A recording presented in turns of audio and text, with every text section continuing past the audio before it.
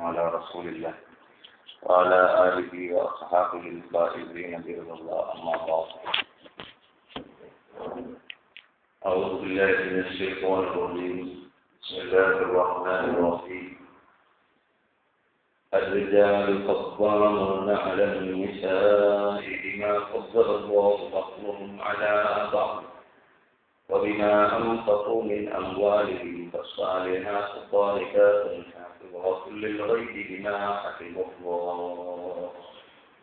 واللاتي تخافون نشوزهن فعظوهن واهجروهن في المضاجع واضربوهن، فإن أطعنكم فلا تبغوا عليهن سبيلا، إن الله كان عليا كبيرا.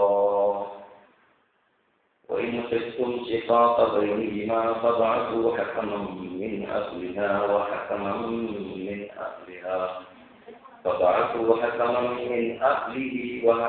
من أهلها إن يريدا إصلاحا يوفق الله بينهما، إن الله كان عليما خبيرا. صدق الله العلي العظيم.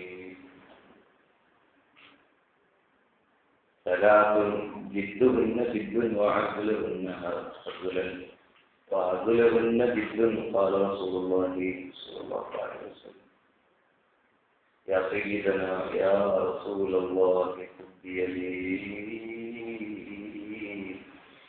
ما لي سواك ولا أزني على أحد، صلى الله عليه يا رسول الله صلى الله عليه وسلم.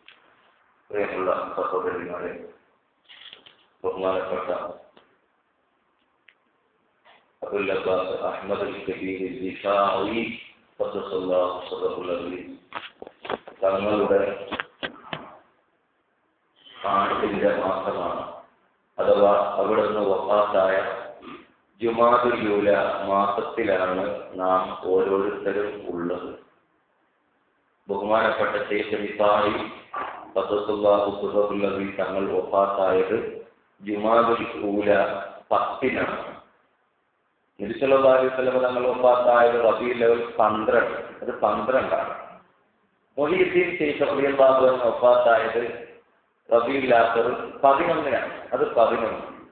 അതിന്റെ ശേഷം ബഹുമാനപ്പെട്ടവർ ദിഫാഇ ശൈഖ് റളിയല്ലാഹു അൻഹു ജുമാദുൽ ഊല 10-നാണ് വഫാത്തായത്. 12, 11, 10 എന്നിങ്ങനെ മഹാന്മാരുടെ ബന്ധം.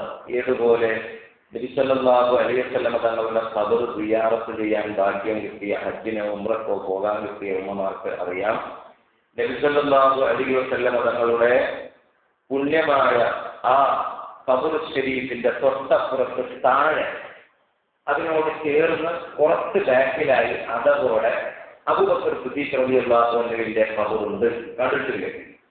അതിന്റെ താഴെ ബഹുമാനപ്പെട്ട ഉമർ ഇബ്നുൽ ഖത്താബ് റളിയല്ലാഹു തആല അൻഹുവിന്റെ ഖബറാണ്. ഒന്നിന് പുറകെ ഒന്നായി അതോടുകൂടെ ഉള്ളതുപോലെ ബഹുമാനപ്പെട്ട നബി സല്ലല്ലാഹു അലൈഹി വസല്ലം തങ്ങളുടെ ശേഷം ബഹുമാനപ്പെട്ട അബൂബക്കർ സിദ്ദീഖ് റളിയല്ലാഹു അൻഹു, അതിന്റെ ശേഷം ഉമർ ഇബ്നുൽ ഖത്താബ് റളിയല്ലാഹു തആല അൻഹു എന്നിങ്ങനെ ഉള്ളതുപോലെ ബഹുമാനപ്പെട്ട നബി സല്ലല്ലാഹു അലൈഹി വസല്ലം തങ്ങൾ, ബഹുമാനപ്പെട്ട മുഹ്യിദ്ദീൻ ശൈഖ് റളിയല്ലാഹു അൻഹു, അതിന്റെ ശേഷം ബഹുമാനപ്പെട്ട ദിഫാഇ ശൈഖ് റളിയല്ലാഹു അൻഹു. അതാണ് ആ ബന്ധത്തിന്റെയും സ്നേഹത്തിന്റെയും ഒക്കെ അള്ളാഹു കാണിക്കുന്ന ചില അടയാളങ്ങൾ.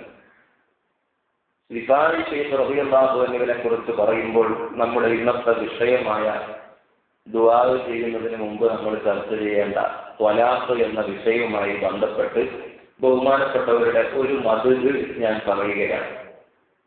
ബഹുമാനപ്പെട്ട ദിഫാഇ ശൈഖ് റളിയല്ലാഹു അൻഹു, തർബിയത്ത് നമ്മൾ പറയണം, വിട്ടുപോകരുത്. ബഹുമാനപ്പെട്ട അഹ്മദ് അൽ കബീർ ദിഫാഇ ഖദ്ദസല്ലാഹു സിർറഹുൽ അസീസ് തങ്ങളുടെ മഹത്വം ഒരു ജീവിയെയും മഹാനവർകൾ വേദനിപ്പിക്കില്ലായിരുന്നു. ഒരു ജീവനുള്ള വസ്തു, അത് മനുഷ്യനായാലും മനുഷ്യരിൽ ഹിന്ദുവോ മുസ്ലിമോ എന്ന നോട്ടമില്ലാതെ, ജീവനുള്ളത് അത് മൃഗങ്ങളായാലും ആ മൃഗത്തിന്റെ കൂട്ടത്തിൽ നായയായാലും, ജീവനുള്ളതിൽ മൃഗമല്ല അതിനേക്കാളും താഴ്ന്ന ഉറുമ്പോ മറ്റ് ഇഴജന്തുക്കളോ എന്തിനേറെ തന്നെ ചോര കുടിക്കാൻ വരുന്ന കൊതുകായാൽ പോലും ബഹുമാനപ്പെട്ടവർ വേദനിപ്പിക്കില്ലായിരുന്നു ചരിത്രത്തിൽ കാണാം. റിഫായി ശൈഖ് റളിയല്ലാഹു അൻഹുവിന്റെ കയ്യിൽ കൊതുക് ചോര കുടിക്കാൻ വന്ന് ഇരുന്നപ്പോൾ അതിനെ മഹാനവർകൾ കൊന്നില്ല. സ്നേഹത്തോടെ കുടിച്ച് തീരുന്നത് വരെ കൈ അനക്കാതെ വെച്ചു എന്ന് ചരിത്രത്തിൽ കാണാം. അത് മഹാന്മാരിൽ ചില ആളുകൾക്ക് ചില സിഫത്തുകൾ വല്ലാതെ അള്ളാഹു കൂട്ടിക്കൊടുക്കും. കാരുണ്യം, റഹീം, അള്ളാഹു റഹീമാണ്. ആ റഹീം എന്നുള്ള ആ ഒരു ദിക്റിനെ ധാരാളമായി ചൊല്ലുന്ന ഒരാൾക്ക് അതിന്റെ ആ തർബിയത്തിലായി ആ ദിക്റിനെ ഇങ്ങനെ ചൊല്ലി അതിന്റെ റിയാളയിലായി പോകുമ്പോൾ റഹ്മത്തായിരിക്കും. കണ്ട ജീവികളോടൊക്കെ റഹ്മത്തായിരിക്കും. റിഫായി ശൈഖ് റളിയല്ലാഹു അൻഹു ഒരിക്കൽ നടന്നുകൊണ്ട് പോകുമ്പോൾ ഒരു ചാവാലിപ്പട്ടി വഴിയരികിൽ ചാകാൻ കിടക്കുകയാണ്. ആരുടെയും വീട്ടിൽ ഓമനിച്ച് വളർത്തുന്ന പട്ടിയല്ല. നമ്മൾ അതിനെ കണ്ടാൽ കല്ലെറിഞ്ഞ് കൊല്ലുകയേ ഉള്ളൂ. അങ്ങനെയുള്ള ആ പട്ടിയെ കണ്ടപ്പോൾ റിഫായി ശൈഖ് റളിയല്ലാഹു അൻഹു ചിന്തിച്ചത്, ഇതൊരു ജീവനുള്ള വസ്തുവല്ലേ, ഇതിന് എന്റെ ജീവൻ എനിക്ക് വലിയ പ്രാധാന്യമുള്ളതുപോലെ തന്നെയല്ലേ ഇതിന്റെ ജീവനും ഇതിന്റെ ശരീരവും ഇതിന്റെ ആയുസ്സും ദുനിയാവിലുള്ള ജീവിതത്തെ ഇതാഗ്രഹിക്കുന്നത് എന്ന് ചിന്തിച്ച് ആ നായയെ തന്റെ കൈകൊണ്ട് അല്ലെങ്കിൽ ആ നായയെ സ്പർശിക്കാതെ അതിനുള്ളതായ രൂപത്തിൽ അതിനെ എടുത്തുകൊണ്ട് സ്വന്തം വീട്ടിലേക്ക് കൊണ്ടുപോവുകയാണ്. തന്റെ നിസ്കാരവും മറ്റു കർമ്മങ്ങൾക്കിടയിൽ അതിനെ കുളിപ്പിക്കാനും അതിനെ മരുന്ന് വെച്ചു കൊടുക്കാനും അതിന് വേണ്ട ഭക്ഷണങ്ങൾ അതിനെ കൊടുത്തുകൊണ്ട് അതിനെ സന്തോഷിപ്പിക്കാനും ബഹുമാനപ്പെട്ടവർ അവസരം കണ്ടെത്തി. 14-15 ദിവസങ്ങളോളം അതിനെ ശുശ്രൂഷിക്കുകയും ഒടുവിൽ അതിന് സുഖമായ സമയത്ത് അതിനെ പറഞ്ഞു വിടുകയും ചെയ്തു. എന്തൊരു അത്ഭുതമാണ്! റിഫായി ശൈഖ് റളിയല്ലാഹു അൻഹു നമുക്കൊക്കെ അഭിമാനമാണ്. കാരണം ക്രിസ്ത്യാനികളൊക്കെ പറയുന്നത് ഞങ്ങളാണ് വലിയ സ്നേഹത്തിന്റെയും കാരുണ്യത്തിന്റെയും ആളുകൾ എന്നാണ്. മനസ്സിലാവുന്നില്ലേ? ഈ ക്രിസ്ത്യാനികൾ അവർ വലിയ സ്നേഹത്തിന്റെ ആളുകളായിട്ടാണ് പറയുന്നത്. പാവപ്പെട്ടവരെ സഹായിക്കുന്നു എന്നും പാവങ്ങൾക്ക് വല്ലാതെ ഞങ്ങൾ പിന്തുണ പ്രഖ്യാപിക്കുന്നു എന്നൊക്കെയാണ് അവർ വരുത്തി തീർക്കാറുള്ളത്. അത് പറയുന്നവർ തന്നെയാണ് ഇറാഖിൽ ബോംബിട്ടുകൊണ്ട് പാവപ്പെട്ട സ്ത്രീകളെയും കൊച്ചു കുട്ടികളെ പോലും കൊന്നുകളഞ്ഞത്. എത്രയോ കൈ തകർന്ന, കാല് തകർന്ന, ശരീരം മുഴുവനും കേടുപാടുകൾ സംഭവിച്ച എത്രയോ കുട്ടികളുടെ ജീവിച്ചിരിക്കുന്ന ചിത്രമുണ്ട്. മരിച്ചുപോയ എത്രയോ കുട്ടികളുടെ ചിത്രം നമുക്ക് പത്രങ്ങളിലൂടെ കണ്ടിട്ടുണ്ട്. ഇതൊക്കെ കാരുണ്യത്തിന്റെ മതക്കാരുടെ ചെയ്തികളാണ് എങ്കിൽ നമുക്ക് പറയാൻ വലുതായിട്ടൊന്നും അറിയുന്നില്ലെങ്കിലും നമ്മുടെ മതത്തിനുള്ളിൽ പറയുകയാണെങ്കിൽ എത്രയോ കാരുണ്യത്തിന്റെ കഥകളുണ്ട്. ഇസ്ലാമിന്റെ കാരുണ്യത്തിന്റെ സൗന്ദര്യം, ഇസ്ലാമിന്റെ സന്ദേശം അത് സൗന്ദര്യമാണ്, കാരുണ്യമാണ്. ആ കാരുണ്യം പ്രകടിപ്പിക്കാൻ നമുക്ക് മുന്നിൽ വെക്കാൻ ഏറ്റവും അനുയോജ്യകരമായി ഇന്ന് കാണുന്നത്, ഇപ്പോൾ ഈ സമയത്തോടനുബന്ധിച്ച് ഈ മാസത്തിൽ നമുക്ക് അനുസ്മരിക്കാനുള്ളത് ബഹുമാനപ്പെട്ട ശൈഖ് റിഫായി ഖദ്ദസല്ലാഹു സിർറഹുൽ തങ്ങളാണ്. മഹാനവറുകളെ കുറിച്ച് പറഞ്ഞാൽ തീരില്ല. വിഷയവുമായി ബന്ധപ്പെട്ടത് മാത്രം ഞാൻ പറയുകയാണ്. റിഫായി ശൈഖ് റളിയല്ലാഹു അൻഹുവിന് കാരുണ്യമാണ്. അങ്ങനെയുള്ള ഒരു റിഫായി ശൈഖിന്റെ മനസ്സുള്ള ഒരു ഭർത്താവ് ഒരു വീട്ടിലുണ്ടെങ്കിൽ, ഒരു കുടുംബത്തിൽ ഒരു പെണ്ണിന് ഭർത്താവായി ലഭിക്കുമെങ്കിൽ അവിടെ ത്വലാഖ് സംഭവിക്കുകയില്ല. കണ്ടോ നിങ്ങൾ? ത്വലാഖ് എന്തുകൊണ്ട് സംഭവിക്കുന്നു? അത് സംഭവിക്കാൻ പാടില്ല. അതിന്റെ ഗൗരവം കുടുംബങ്ങൾ മനസ്സിലാക്കണം എന്നതുകൊണ്ടാണ് ദുആ മജ്‌ലിസിന് മുമ്പായി ഈ വിഷയം നമ്മൾ വെക്കുന്നത്. ഇവിടെ നമ്മൾ മനസ്സിലാക്കാനിരിക്കുന്നത് ബഹുമാനപ്പെട്ട റിഫായി ശൈഖ് റളിയല്ലാഹു അൻഹുവിന് ഒരു ഭാര്യ ഉണ്ടായിരുന്നു. ഭാര്യ ഉണ്ടാവുമല്ലോ, ബഹുമാനപ്പെട്ടവർ ആണല്ലോ. അങ്ങനെ അദ്ദേഹത്തിന്റെ ഭാര്യയുടെ സ്വഭാവം നിസ്കരിക്കുന്ന സമയത്ത് ഓർക്കാനുള്ള വെള്ളം കൊടുക്കലല്ല. ബഹുമാനപ്പെട്ടവർ വലിയ മഹാനാണ്, വരുമ്പോൾ അവിടെ സ്വീകരിച്ചുകൊണ്ട് വെള്ളം കൊടുക്കലല്ല. അള്ളാഹു അവരെ പരീക്ഷിച്ചു. ഒരു മോശമായ സ്വഭാവത്തിന്റെ ഉടമയായ ഭാര്യയെ കൊടുത്തുകൊണ്ട് എന്തു പറഞ്ഞാലും കത്തിക്കയറുന്ന സ്വഭാവം. വലിയ മഹാനായിരിക്കാം, ജനങ്ങളൊക്കെ ആദരിക്കുന്ന ആളായിരിക്കാം.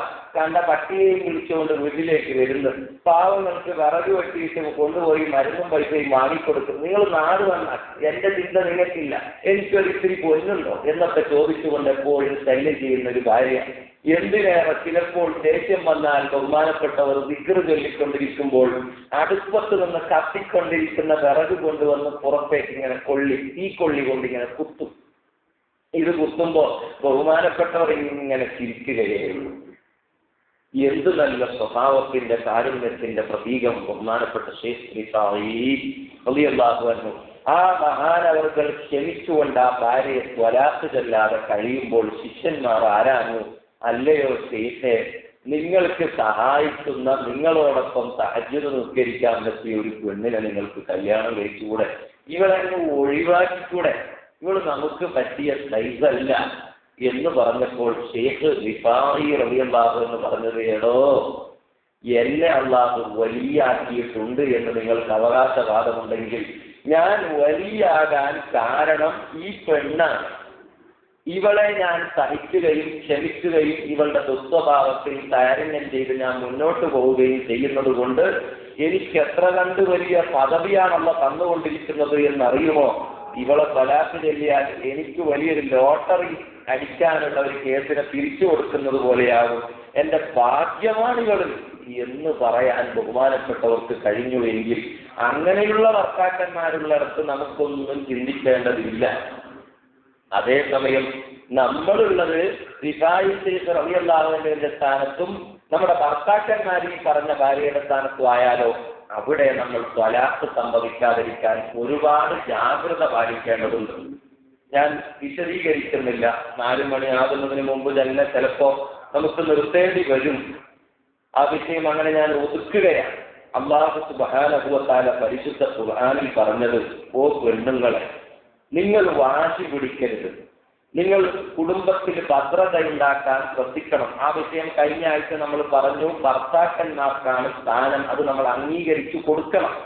കാരണം നമുക്ക് ഭക്ഷണം തരുന്നു എന്നതുകൊണ്ട്. നിസാ സൂറത്തിൽ അല്ലാഹു പറഞ്ഞു, അർരിജാലു ഖവ്വാമൂന അലൻ നിസാ, സ്ത്രീകളുടെ കാര്യം നോക്കി നടത്തേണ്ടത് പുരുഷന്മാരാണ്.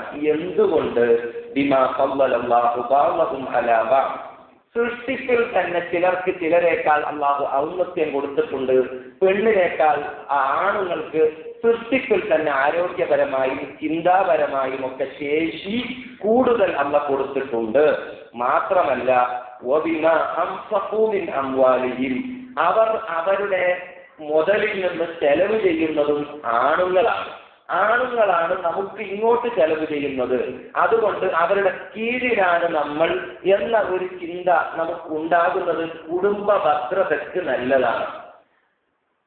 ഫസ്സാലിഹാത്തു ഖാനിതാത്തുൻ ഹാഫിളാത്തുൻ ലിൽഗൈബി ബിമാ ഹഫിളല്ലാഹ്, നല്ല പെണ്ണുങ്ങൾ ഇങ്ങനെ ചിന്തിക്കുന്നവരാണ്. ഖാനിതാത്തുൻ, ഭർത്താക്കന്മാർക്ക് വഴിപ്പെട്ടുകൊണ്ട് കഴിയുന്നവരാണ് സ്വാലിഹത്തായ പെണ്ണുങ്ങൾ. ഇത് മുമ്പ് നമ്മൾ വിശദീകരിച്ചത് കൊണ്ട് നാം ആ ഭാഗത്ത് കൂടുതൽ ചർച്ച ചെയ്യുന്നില്ല. ഭർത്താവിനെ അനുസരിക്കുകയും ഹാഫിളാത്തുൽ ലിൽഗൈബി, ഭർത്താവിന്റെ അഭാവത്തിൽ ഭർത്താവിന് വേണ്ടതായ തന്റെ ശരീരത്തെ സൂക്ഷിക്കുകയും, വല്ലാത്തി തഖാഫൂന നുശൂദഹുന്ന, ഇനി അവൾക്ക് എന്തെങ്കിലും വിധത്തിലുള്ളതായ ചർച്ചാ വിഷയങ്ങൾ വന്ന് അവൾ പിണങ്ങുന്ന ഒരവസ്ഥ വരുമ്പോൾ അവൾ ഭർത്താവ് പറയുന്നത് അനുസരിക്കുകയും വേണം.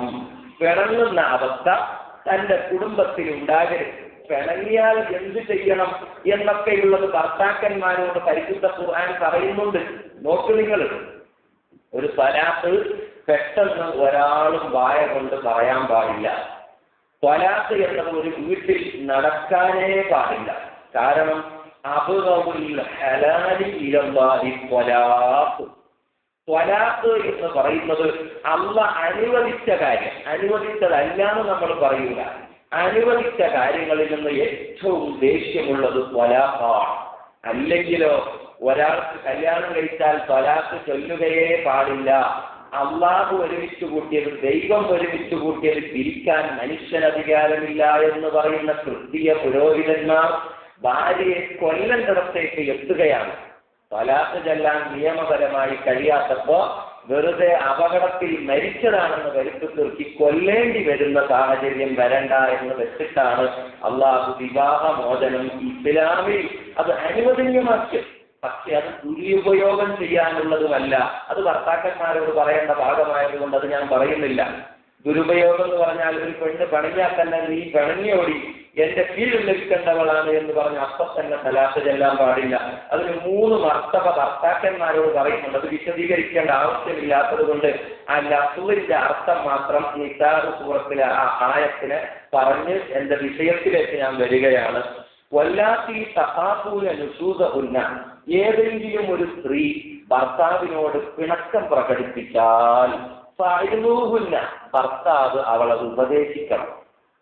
ഉപദേശിക്കാൻ അറിയുന്നവനാണെങ്കിലേ ഉപദേശിക്കാൻ കഴിയുകയുള്ളൂ. ഉപദേശം സ്വീകരിക്കുന്ന പെണ്ണാക്കി മാറ്റാൻ അവൻ എന്ത് ചെയ്യണം?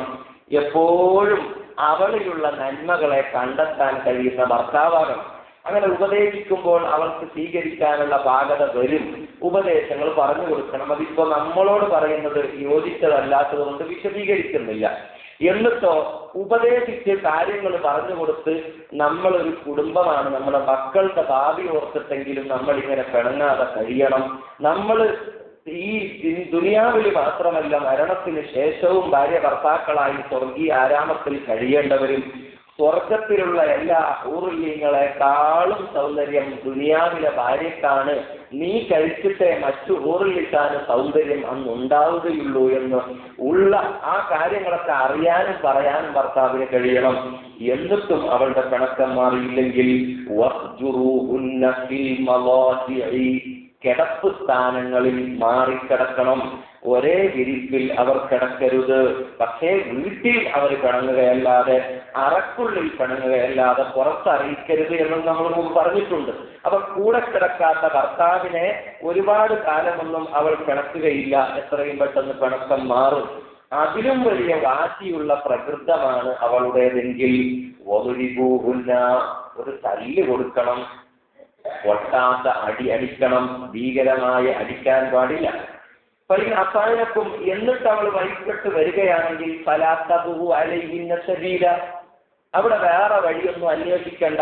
പിന്നെ കുത്തി പഴയത് പറയണ്ട. നീ അന്ന് കുറച്ചെങ്കിലും പിണങ്ങി നിന്നില്ലേ, നിനക്ക് എന്നോട് ദേഷ്യപ്പെടാൻ കഴിഞ്ഞല്ലോ എന്ന് ശരിയായതിന്റെ ശേഷം, പിണക്കം മാറിയതിന്റെ ശേഷം പിന്നെയും പറയുന്ന ചില വസ്വാസ് പിടിച്ചവരുണ്ട്.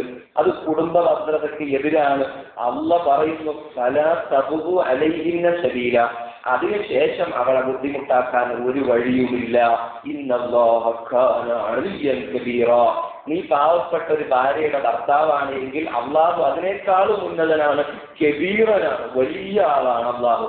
അള്ളാഹു നമ്മളോട് കാരുണ്യം കാണിക്കുന്നല്ലോ, എന്നാൽ നിന്റെ കീഴിലുള്ള ഈ പാവപ്പെട്ട ഈ സ്ത്രീയോട് നിനക്കും കാരുണ്യം കാണിച്ചുകൂടെ എന്ന അർത്ഥം ധ്വനിക്കുന്ന വാക്ക് അള്ളാഹ് പറഞ്ഞിട്ട് പിന്നെ പറയുകയാണ്, അതിലും നന്നായില്ല. 3 നിലക്കും പിണക്കം മാറുന്നില്ല. പിണക്കം അവളുടെ ഉള്ളിൽ അങ്ങ് തട്ടിയിരിക്കുകയാണ്. അവൾക്ക് നന്നാകാൻ തോന്നുന്നേയില്ല. അല്ലാഹു സുബ്ഹാനഹു വ തആല പറയുന്നു, അങ്ങനെ ഒരവസ്ഥ ഒരിക്കലും ഒരു കുടുംബത്തിൽ ഉണ്ടാകാൻ പാടില്ല. കാരണം ഒരു പിണക്കം എവിടെയെങ്കിലും ഉണ്ടെങ്കിൽ ഒരു പെണ്ണ് ഭർത്താവിന് ഇങ്ങോട്ട് പിണങ്ങുന്ന അവസ്ഥയുണ്ടാവും. ഇപ്പൊ പറഞ്ഞതുപോലെ തന്നെ ഭാര്യ പിണങ്ങിയ സംഭവമാണ് ഇവിടെ പറയുന്നത്. അതുപോലെ പരിശുദ്ധ ഖുർആനിൽ അല്ലാഹു സുബ്ഹാനഹു വ തആല പറയുന്നുണ്ട്,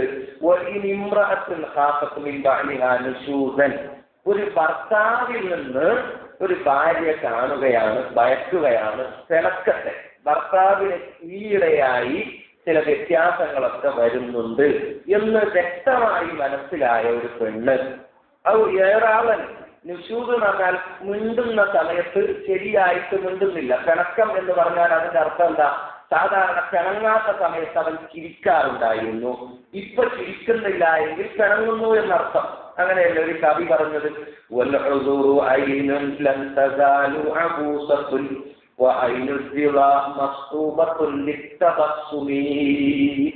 മനസ്സിന് സന്തോഷവും ഇഷ്ടവുമുള്ള സമയത്ത് മുഖത്ത് ചിരിയുണ്ടാകും, ചിരിയില്ലെങ്കിൽ ഇഷ്ടമില്ല എന്നാണ് അർത്ഥം. ഇത് സാധാരണ ചിരിക്കാത്ത ഭർത്താവാണെങ്കിൽ അത് പിണക്കമല്ല. സാധാരണ ചിരിക്കുകയും കളിക്കുകയും ചെയ്യുന്ന ഒരാൾ പിണങ്ങുന്നത് കാണുന്നു, ചിരിക്കാതിരിക്കുന്നത് കാണുന്നു. ഔ ഏറാവൻ, അല്ലെങ്കിൽ കൂടെ കിടക്കാൻ വരുന്നില്ല, മാറിക്കിടക്കുകയാണ്, ഓരോ കാരണങ്ങൾ പറഞ്ഞ് ഒഴിവാവുകയാണ്. അപ്പൊ വല്ലാത്ത മാനസിക പ്രശ്നം ആ പെണ്ണിന് അനുഭവിക്കുകയാണ്. ആ സമയത്ത് അല്ലാഹു പറയുന്നു ഫലാ ജുനാഹ അലൈഹിമാ, അവർക്ക് രണ്ടാൾക്കും തെറ്റില്ല, അൻയുസ്ലിഹാ ബൈനഹുമാ സുൽഹാ, തന്റെ ഭാഗത്തു നിന്നുള്ള തെറ്റ് മാപ്പ് ചെയ്തുകൊണ്ട് ഭർത്താവിനെ അനുസരിച്ച് തനിക്ക് അവൻ പിണങ്ങിയാലും ഞാൻ പിണങ്ങുന്നില്ല എന്ന സ്വഭാവം കാണിച്ചുകൊണ്ട് എന്നതിനെ പോലെ നല്ല ഒരു കുടുംബാന്തരീക്ഷം സൃഷ്ടിക്കാൻ അവൻ പ്രവർത്തിക്കുന്നത് നല്ലതാണ്. അല്ലാഹു പറയുകയാണ്, ചില ആൾ വിചാരിച്ച പിണങ്ങിയ ഭർത്താവിന് അപ്പൊ തന്നെ തലാഖ് ചൊല്ലണോ? അല്ലാഹു ആദ്യമായിട്ട് പറയുന്നത് സുൽഹാണ് നല്ലത്.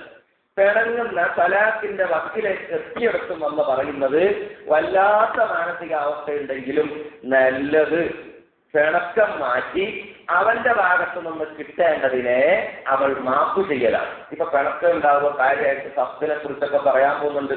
സത്തിന്റെ അടുത്തൊക്കെ കാര്യമായിട്ട് പറയുന്നത് തനിക്ക് കിട്ടേണ്ട ചുരുങ്ങിയ ഭക്ഷണം, ചുരുങ്ങിയ വസ്ത്രം, ചുരുങ്ങിയ നിലക്കുള്ള തനിക്ക് യോജിച്ച ഒരു വീട്, ഇതൊക്കെ കിട്ടിയില്ലെങ്കിൽ കാവ്യെ കണ്ടുകൊണ്ട് സത്തിനെ ചിന്തിക്കാം എന്ന് പറഞ്ഞാൽ ഈ ഭർത്താവ് എനിക്ക് ചെലവ് തരുന്നില്ല, ഒഴിവാക്കണം എന്നുള്ളതാണ് സത്ത്. ഞാൻ സമയമുണ്ടെങ്കിൽ വിശദീകരിക്കുന്നുണ്ട്. ആ ഭാഗത്തേക്ക് കടക്കുന്നത് ആ ഒരു സംഭവം വരുന്നത് ചെലവ് കിട്ടാത്തപ്പോഴാണ്. അതൊന്നുമില്ലാതെ കാവ്യയുടെ അടുത്തൊന്നും പോകേണ്ടതില്ല. അവൻ എനിക്ക് തരുന്നില്ലെങ്കിൽ ഞാൻ വീട് കെട്ടിയിട്ടാണെങ്കിലും ജീവിച്ചോളാം, എനിക്കൊരു പേരിനൊരു ഭർത്താവ് ഉണ്ടായാൽ മതി, അത് ചിന്തിക്കലാണ് നല്ലത്. അല്ലാഹു പറയാണ്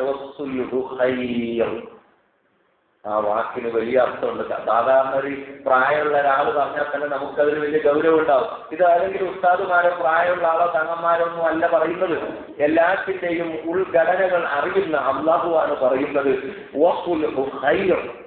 ഒരു ഭർത്താവ് തന്നെ നോക്കുന്നില്ല, അപ്പൊ തന്നെ കേസ് കൊടുത്താൽ പിന്നെ ജീവിതം തന്നെ ഉണ്ടാവൂല, വല്ലാത്ത മാനസിക പ്രശ്നം ഉണ്ടാവും. നിന്റെ പേരിൽ ഒരു ആരോപണം പിന്നീട് വരും, കണ്ടില്ലേ അവൾ ഭർത്താവിനെ അറ്റാക്ക് ചെയ്തു, ഹൈജാക്ക് ചെയ്തു, അവളെ സ്വഭാവം പിന്നീട് ഭർത്താവ് വന്നാൽ ഞാൻ അവളെ കെട്ടിയാൽ തന്നെ എന്നെയും അവനെ ഇങ്ങനെയല്ലേ ചെയ്യുക.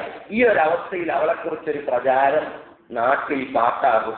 പിന്നീട് അവൾക്ക് നല്ലൊരു ആലോചന വരുന്നതിൽ അത് തടസ്സമാകും. ഇങ്ങനെയുള്ള ഒരുപാട് അർത്ഥങ്ങൾ അതിൽ ഉണ്ടാകാം. അല്ലാഹു പറയുന്നു വസ്ഫുലുഹു ഖൈർ.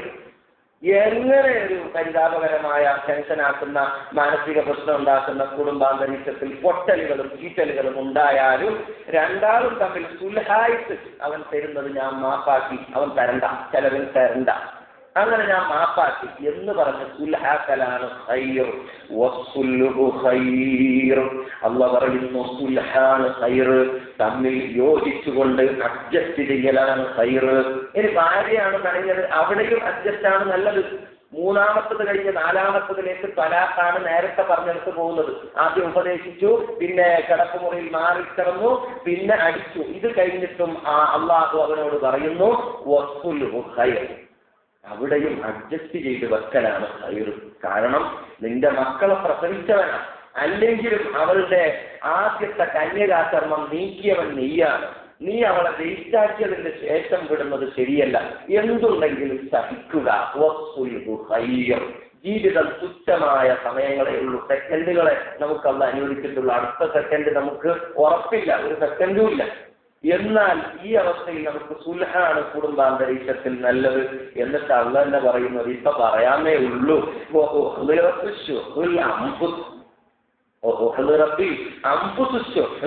അല്ലാഹു പറയുന്നു എല്ലാ മനുഷ്യനും ഉള്ളത് സുഹ, ഒരു ഈഗോ. ഞാനെങ്ങനെ താഴ്ന്നു കൊടുക്കും, അവൻ ഇങ്ങോട്ട് വരട്ടെ, അവൻ ഇങ്ങോട്ട് എന്തെങ്കിലും അഡ്ജസ്റ്റ് ചെയ്യാൻ ഞാൻ ചെയ്യാം, ഞാൻ അങ്ങോട്ടൊന്നും പോകില്ല, ഞാൻ സോറി പറയില്ല, ഞാനൊന്നും അഡ്ജസ്റ്റ് ചെയ്യാൻ പോകില്ല. ഓരോരുത്തർക്കും ഈഗോ ക്ലാഷ്, ഓരോരുത്തർക്കും സ്വാർത്ഥ താല്പര്യം, ഓരോരുത്തർക്കും താൻ തോറ്റു കൊടുക്കുകയില്ല എന്നുള്ള ഒരു പിശുക്ക് മനസ്സിന് പിടികൂടിയിട്ടുണ്ട്. അത് മനുഷ്യന്റെ സ്വഭാവമാണ് എന്ന് അല്ലാഹു സുബ്ഹാനഹു വ തആല പറയുകയാണ്. എന്നിട്ട് അല്ലാഹു സുബ്ഹാനഹു വ തആല പറയുന്നു, ഇങ്ങനെയൊന്നുമല്ല, ഇനി നിങ്ങൾക്ക് മാറാനാണ് ആഗ്രഹമുള്ളത് എങ്കിൽ രണ്ടാളും വിട്ടുപിരിയുന്നുണ്ട് എങ്കിൽ അത് തീരുമാനിക്കാനായിട്ടില്ല, എന്ത് ചെയ്യണം? അല്ലാഹു പറയുന്നു, നിങ്ങൾ ആളെ വിട്ടുകൊണ്ട് വരുത്തണം. ഹക്കമൻ മിൻ അഹ്ലിഹി വഹക്കമൻ മിൻ അഹ്ലിഹാ. നിങ്ങൾ രണ്ടാളും സംസാരിച്ചാൽ വീട്ടിലെ സാധനങ്ങൾ തല്ലിപ്പൊളിക്കുകയേ ഉണ്ടാവുകയുള്ളൂ. അതുകൊണ്ട് മൂന്നാമതൊരു കക്ഷി വരണം. അവളുടെ കുടുംബത്തിൽ നിന്നൊരു കാർന്നോർ വരണം, ഇവന്റെ കുടുംബത്തിൽ നിന്നും ഒരു കാർന്നോർ വരണം. എന്നിട്ട് അവർ തമ്മിൽ ചർച്ച ചെയ്യണം. കാളിന്റെ അടുത്ത് പോകാനായിട്ടില്ല. ഇത് രമ്യമായി പുറത്തറിയാതെ തീർക്കാനേ ഉള്ളൂ കേസ്. അതിനെയാണ് ഇന്ന് ഒറ്റയടിക്കും 1, 3, 2 ഇനി അപ്പുറം ഉണ്ടെങ്കിൽ അതും ചൊല്ലിനൊക്കെ പറയുന്നത്. തലാഖാകെ 3 ഉള്ളൂ, 3 ഇല്ല 2 ഉള്ളൂ. മൂന്നാമത്തത് ഒരു മുസ്ലിം ചിന്തിക്കാൻ പാടില്ല. കാരണം 2 തലാഖ് ചൊല്ലിയാൽ ഒരു 3 ഖുർബ് അഥവാ ഒരു ഏകദേശം ഒരു 3 മാസം, അത് വിശദീകരിക്കുന്നുണ്ട് ഇൻഷാ അല്ലാഹ്. 3 മാസത്തിനുള്ളിൽ അല്ലെങ്കിൽ 3 ശുദ്ധി അവൾക്ക് വരുന്നതിന് മുമ്പ്, അഥവാ 3 ഹൈദ് കഴിഞ്ഞ് 4ാമത്തെ ഹൈദ് തുടങ്ങുന്നതിന് മുമ്പ് അവളെ ഞാൻ തിരിച്ചെടുത്തു എന്ന് പറഞ്ഞാൽ 2ാമത് ഭാര്യയായി. ഇനി അത് കഴിഞ്ഞിട്ട് കുറെ നാള് അവന് ഓർമ്മയില്ലാതെ ആ സമയവും കഴിഞ്ഞാൽ 2 തലാഖോ 1 തലാഖോ ചൊല്ലിയവന് നിക്കാഹ് ചെയ്തുകൊണ്ട് തിരിച്ചെടുക്കാം. അതിന് വേറൊരു ആളെ കാണണമെന്നില്ല. അവളെ ഉപ്പാനെ വിളിക്കണമെന്നേ ഉള്ളൂ, 2 സാക്ഷിയെ വെക്കണമെന്നേ ഉള്ളൂ, നിക്കാഹ് പുതുക്കണമെന്നേ ഉള്ളൂ. അതുകൊണ്ട് ഏറിയാൽ 1 തലാഖേ ചൊല്ലാൻ പാടുള്ളൂ, അല്ലെങ്കിൽ 2 തലാഖ്. 3ാമത്തെ തലാഖ് ചൊല്ലിപ്പോകരുത്. കാരണം അത് ഗൗരവമാണ്. അതൊക്കെ പറയാൻ ധാരാളം ചർച്ചകളിലേക്ക് കടക്കേണ്ടതുണ്ട്. സമയമുണ്ടെങ്കിൽ ആ ഭാഗങ്ങളിലേക്ക് കടക്കാമെന്നേ ഉള്ളൂ. അപ്പോ അവിടെ നിന്ന് 2 ആളുകൾ വന്ന് ചർച്ച ചെയ്തുകൊണ്ട് ഈ ഒരു ഖുർആനിലെ ആയത്താണ് പറയുന്നത്. 2 ആളും ഉദ്ദേശിക്കുന്നു നന്നാകണം, ശരി. അവര് തമ്മിലുള്ളത് മനസ്സിലൊന്നും മിണ്ടാൻ മാത്രമായിരുന്നു. കമ്മ്യൂണിക്കേഷൻ നടന്നിട്ടില്ല, തമ്മിൽ സംസാരം നടന്നിട്ടില്ല. ഒന്ന് അവന്റെ മുഖത്ത് നോക്കി സോറി എന്ന് പറഞ്ഞാൽ തീരാനേ ഉള്ളൂ അവർ തമ്മിലുള്ള പിണക്കം. പക്ഷെ ഇങ്ങനെ മുഖം കൂർപ്പിച്ച് നിൽക്കുമ്പോൾ അതിന് കുടുംബക്കാരായ ചില ബുദ്ധിയില്ലാത്തവർ, ഒന്നാമത് പെണ്ണിന്റെ ഉമ്മ തന്നെ ഇങ്ങനെ മൂപ്പിച്ചു കൊടുത്ത്, നീ എന്തിനാണ് അവന്റെ പിന്നാലെ പോകുന്നത്, അവളോട് നീ എന്തിനാണ് താഴെ വിളിക്കുന്നത്, നമ്മളെ നല്ല കുടുംബക്കാരല്ലേ എന്നൊക്കെ പറഞ്ഞ് വീർപ്പിച്ചു വെക്കും. ഇത് കുടുംബ ജീവിതമാണ്. ഖിയാമത്ത് നാൾ വരെ, മരണം വരെ അതിന് ശേഷവുമുള്ള ജീവിതമാണല്ലോ. ഇത് ഓർക്കാൻ ഈ തവളക്ക് കഴിയുന്നില്ല. ആ രൂപത്തിൽ അതിനെ മൂപ്പിച്ച് വെച്ചത് 2 ആൾ സംസാരിക്കുമ്പോൾ അങ്ങ് അരിഞ്ഞു പോകും. എത്ര കേസുകളാണ് ശരിയാവില്ല, ആ പള്ളിയും ശരിയാവില്ല എന്ന് പറഞ്ഞ കേസുകൾ വരെ മഞ്ഞ് ഉരുകുന്നത് പോലെ ആ മല ഉരുകിപ്പോയിട്ട് 2 ആൾ ബൈക്കിൽ പോകും. അവരെന്ത് സുഖമായിട്ടാണ് കഴിയുന്നത്. അള്ള പറയാണ് 2 ആളും തമ്മിൽ സുൽഹാണെങ്കിൽ യുവക്കത്തില്ലാതെ കഴിഞ്ഞ അള്ളാഹു അതിന് തൗഫീഖ് കൊടുക്കും. പറയുന്നത് അള്ള തന്നെയാണ്. അവർ തമ്മിൽ നന്നാകാൻ ഉദ്ദേശിക്കുകയാണെങ്കിൽ നല്ല ജീവിതവും നല്ല മനസ്സും അള്ള കൊടുക്കും അമ്മ തന്നെ പറയാം. പിന്നെന്തിനാ നമ്മൾ പേടിക്കുന്നത്? ഇനി എങ്ങനെ ഇപ്പൊ അത്രയല്ല ഞാൻ അവനെ തെറി പറഞ്ഞല്ലോ ഫോണിൽ, അങ്ങനെ പല കേസുകളും ഉണ്ടാവും, പലതും പറഞ്ഞിട്ടുണ്ടാവും. അള്ള പറയാണ് തൗഫീഖ് കൊടുക്കും. ഇന്നല്ലാഹ കാന അലീമൻ ഖബീറ. അള്ളാഹു എല്ലാത്തിനെ കുറിച്ചും അറിയുന്നവനും സൂക്ഷ്മ നിരീക്ഷണം നടത്തുന്നവനുമാണ്. അങ്ങനെയുള്ള അള്ളയാ പറയുന്നത്, അള്ള തൗഫീഖ് കൊടുക്കും.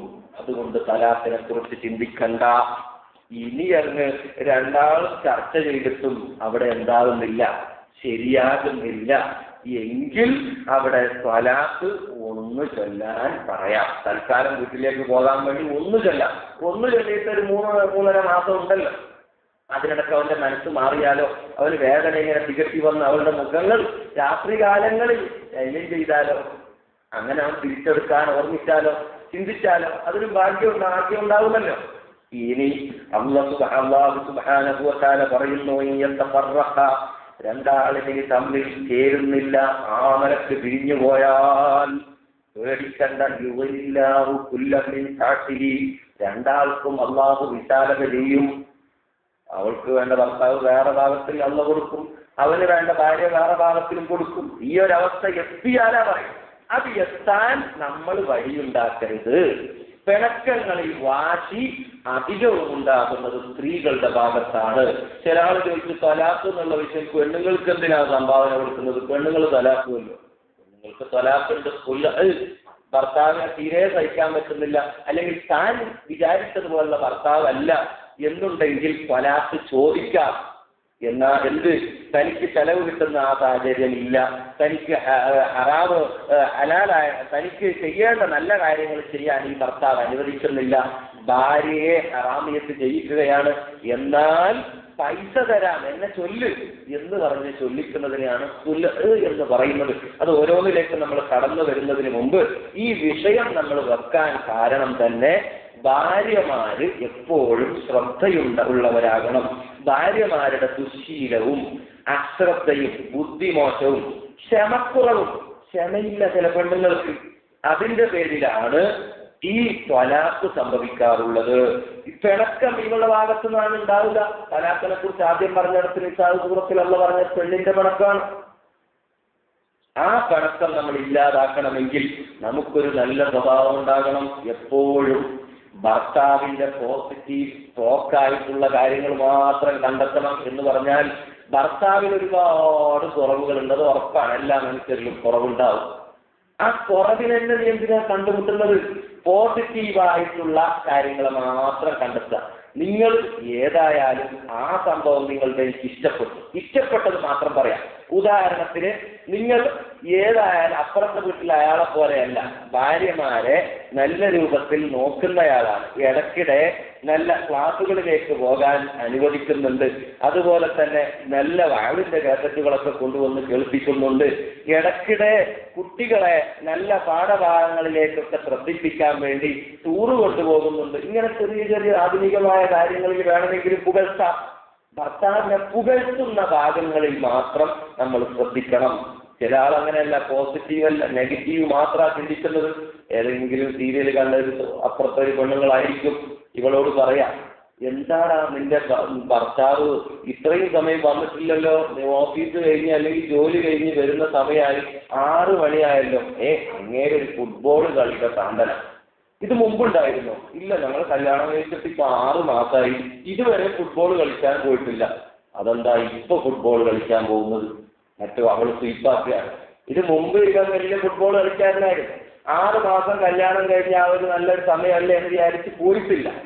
ആ സമയത്ത് പിന്നീട് അവൻ രണ്ടാമത് പോകാൻ തുടങ്ങിയപ്പോൾ ഇവള് പറയാം, ഇത് ഇഷ്ടമില്ലാത്തതിന്റെ അടയാളമാണ്, ഞാൻ വെറുതെ പറയല്ല, മിഞ്ഞാന്ന് അവിടെ സംഭവിച്ചത് അതല്ലേ, ആ ഇഷ്ടമില്ലാത്തതിന്റെ പേരിലുള്ള ഒരു അടയാളം ഇതാണ്, എനിക്ക് അനുഭവമുണ്ട് എന്നൊക്കെ പറഞ്ഞ് അവളിങ്ങനെ ദീർഘിച്ചു കൊടുക്കും. അവളിങ്ങനെ ഓരോന്നോരോന്ന് പറഞ്ഞ് മനസ്സിന് സങ്കടം ഉണ്ടാക്കി കൊടുക്കും. ഇത് എന്നോട് ഇഷ്ടമില്ലാത്തത് കൊണ്ടാണ്, വെറുതെ സമയം കളഞ്ഞ് എന്റെ കൂടെ താമസിക്കുന്ന സമയം അത്രയും കുറച്ച് കിട്ടുമല്ലോ എന്ന് വിചാരിച്ചിട്ടാണ് ഈ കളിക്കാൻ പോകുന്നത് എന്ന് ചിന്തിച്ച് ഈ പെണ്ണിങ്ങനെ കാത്തിട്ടാണ് കറക്റ്റാണ്. അവൻ വന്ന അറിയോ എന്ന് പറഞ്ഞ് ഭാര്യ വിളിക്കുന്ന സമയത്ത് അവള് മിണ്ടുന്നില്ല, മുഖം ഇങ്ങനെ പൂർപ്പിക്കും. അല്ലെങ്കിൽ വന്ന സമയത്ത് തന്നെ ചായ വേണോ അത് വേണോ എന്നൊക്കെ ചോദിച്ച്, വേണോന്ന് ചോദിക്കാതെ തന്നെ കൊടുക്കണമെന്നാണ് മനഃശാസ്ത്രം പറയുന്നത്. അങ്ങോട്ട് പോയി കൊടുക്കണം, എടുക്കട്ടെ എന്നാണ് ചോദിക്കേണ്ടത്. ചായ എടുക്കട്ടെ, വേണോന്ന് ചോദിക്കരുത്. ഇന്ന് ചോദിച്ചത് എന്താ, ചായ വേണോ? ഇതെന്താ ഒരു സ്വഭാവത്തിൽ വ്യത്യാസം ഉണ്ടല്ലോ, എന്നാൽ ഞാനും നോക്കിക്കളയാം. അവനും ഒന്ന് കുറച്ച് പഴയ സ്നേഹം കുറക്കുകയാണ്. അങ്ങനെ അതിങ്ങനെ വലുതായി ചിത്രരക്ക് വഴിവെക്കുന്നു, പിണക്കത്തിനും തൊലാത്തിനും വഴിവെക്കുന്നു. അതിനു പകരമായി അവൾ ചിന്തിക്കേണ്ടത്, എന്റെ ഭർത്താവിന്റെ ഇഷ്ടം ഞാൻ അനുവദിച്ചു കൊടുക്കണം. അവന് കളിക്കുന്നത് കുറച്ച് സമയത്തെങ്കിൽ അതിന് അനുവദിച്ചു കൊടുക്കണം. അവർ വായിക്കുന്നതായിട്ടെങ്കിൽ കുറച്ച് സമയം വായിക്കാൻ അവസരം കൊടുക്കണം. അവരെന്തെങ്കിലും എഴുതുന്നതോ മറ്റോ ഇഷ്ടമാണെങ്കിൽ ആ സമയത്ത് ശല്യം ചെയ്യേണ്ട എന്നാണ് ഭാര്യ ചിന്തിക്കുന്നതെങ്കിൽ തമ്മിൽ യോജിക്കും. ഞാനവിടെ എഴുതി വെച്ചിട്ടുണ്ട്, മനുഷ്യന്മാരുടെ സ്വഭാവം മനുഷ്യൻ മനസ്സിലാക്കണം. മനുഷ്യന്മാർ 3 വിധമാണ്. ചില മനുഷ്യന്മാർക്ക് എപ്പോഴും ഓഡിറ്ററി സ്വഭാവത്തിന്റെ ആളുകളായിരിക്കും. ഓഡിറ്ററി എഫക്ട് മനഃശാസ്ത്രത്തിൽ പറയുന്നുണ്ട്. ഓഡിറ്ററി ആയിരിക്കും ഇഷ്ടം, അഥവാ കേൾക്കുന്നതായിരിക്കും ഇഷ്ടം. ചില പെണ്ണുങ്ങൾക്ക് പറഞ്ഞ് എന്തെങ്കിലും നുണ പറഞ്ഞുകൊണ്ടിരിക്കുന്നത് കേൾക്കാനായിട്ട്. ഭർത്താക്കന്മാരെപ്പോഴും നല്ല കാര്യങ്ങൾ തമാശയൊക്കെ പറയണം. തങ്ങൾ തന്റെ ഭാര്യയുടെ അടുത്തെത്തിയാൽ, ഭാര്യമാരുടെ അടുത്തെത്തിയാൽ കുട്ടികളെ പോലെയാണ്, ചിരിച്ചുകൊണ്ടിരിക്കും. എപ്പോഴും എന്തെങ്കിലും പറഞ്ഞ് ചിരിച്ചുകൊണ്ടിരിക്കും. അതാണ് നബിയുടെ സ്വഭാവം എന്ന് ഹദീസിൽ കാണാം, ഷമായിലൊക്കെ കാണാം. അങ്ങനെ അവളോട് എന്തെങ്കിലും പറഞ്ഞുകൊണ്ടിരിക്കുന്നതായി ഇഷ്ടം. ചില പെണ്ണുങ്ങളോ ചില ആണുങ്ങളോ അവര് വിഷ്വൽ എഫക്റ്റിന്റെ ആളുകളായി, കാണുന്നതാണ് ഇഷ്ടം. ചില ഫോട്ടോ കാണിക്കല്, അതുപോലെ തന്നെ നല്ല നല്ല സാധനങ്ങൾ കൊണ്ടുവന്ന് ഗിഫ്റ്റ് കൊടുക്കല്, അത് നല്ല വസ്ത്രങ്ങൾ ഇടയ്ക്കിടയ്ക്ക് മാറ്റി കൊടുക്കല്, കാണുന്നതിലാണ് അവർക്ക് ചില അവരാണെങ്കിൽ കാഴ്ച കാണാനോ മറ്റോ കൂട്ടിക്കൊണ്ടു പോവുക, അതുപോലത്തെ കാര്യങ്ങൾ ചെയ്താലാണ് ഇഷ്ടം.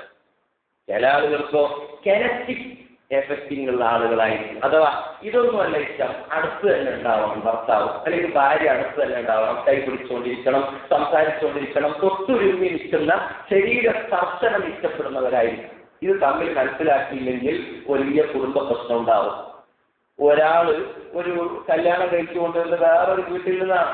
അവളുടെ സ്വഭാവം കനസ്റ്റിക്കാണെങ്കിൽ മറ്റേ ആളുടെ സ്വഭാവം ഓഡിറ്ററിയായിരിക്കും. അപ്പൊ ഇയാള് മേലൊന്നും തൊടൂല, തമാശ ഒന്നും പറയില്ല, ചുള്ളൂല, നുള്ളൂല, ഒന്നും അറിയില്ല. ദൂരെ നിന്നിട്ട് ഇടയ്ക്കുള്ള തമാശ പറയും, പൊട്ടിത്തിരിക്കുക, അവിടെ നിന്ന് പോകും. ഇവൾക്കിതാണെങ്കിലോ പിടിക്കുന്നില്ല. ഇവൾക്കിഷ്ടം കനസ്റ്റിക്കാണ്. തന്റെ ഭർത്താവ് അടുത്ത് തന്നെ ഉണ്ടാവണം, എന്തെങ്കിലുമൊക്കെ ചെയ്തുകൊണ്ടിരിക്കണം, നുള്ളിക്കൊണ്ട് പിച്ചിക്കൊണ്ട് തമാശ പറഞ്ഞ് തല്ലിക്കൊണ്ടൊക്കെ ഇരിക്കണമെന്നാണ് അവളുടെ ചിന്തയെങ്കിൽ തമ്മിൽ യോജിക്കാത്ത അന്തരീക്ഷം വരുന്നു.